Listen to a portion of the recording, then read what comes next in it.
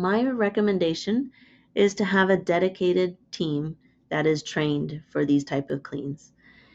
The reason I say this is because if you serve a lot of different Airbnb property clients, then you're able to, it may be a very not fixed schedule, but you may have that type of cleaner that prefers to be in a home that is not lived in, um,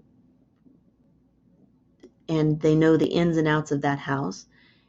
They know how to report the issues when they arrive.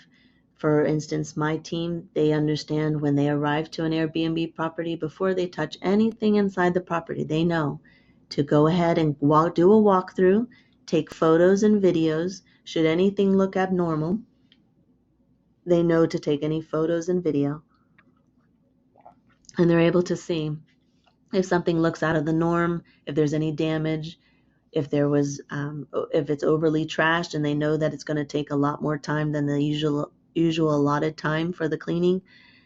All that information is communicated back to our office so we can communicate that with our client.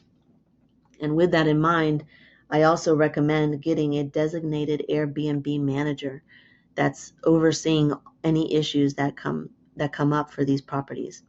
It really could serve as a full-time job between the troubleshooting that comes in from the staff, to ensure that we're reporting what may need to be restocked into these Airbnbs. If it's out of toilet paper, if it's out of trash bags and so forth, that manager would make sure that they're ordering supplies, if that should be something that you worked into your pricing, and making sure that those supplies get to those properties, as well as overseeing the quality control.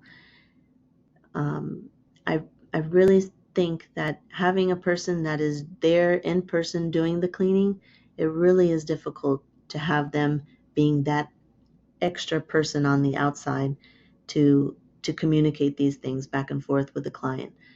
As I said before, organization and great communication skills really are a key factor with this. And at times when you are in a turnover clean, since you have such a short window, usually between 11 o'clock and 3 o'clock, to do these cleanings, you want your team that is on the field dedicated and focused on the clean, because we want to make sure that we uphold quality and ensure that our clients receive a 5-star rating for cleanliness. And with that, you don't want them kind of fiddling with a text message or photos and videos communicating back and forth to the client. It really serves a greater purpose to make sure that everybody has their designated and assigned tasks on what to do. The other thing I recommend while you organize your Airbnb team is to create a specific Airbnb checklist. We created this one, very similar it's a combination of our general clean and our deep clean, but it goes a step further by listing in here, for instance, in the kitchen, you want to make sure that the dishwasher is unloaded, free of any dirty dishes. Ensure that the cupboards look presentable and neat.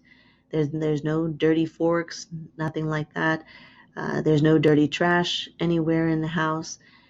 Making sure that there's no hair, things that usually get anybody kind of grossed out when they go into a hotel room is they see other people's hair, either on the sheets, on the pillows, or a dead bug.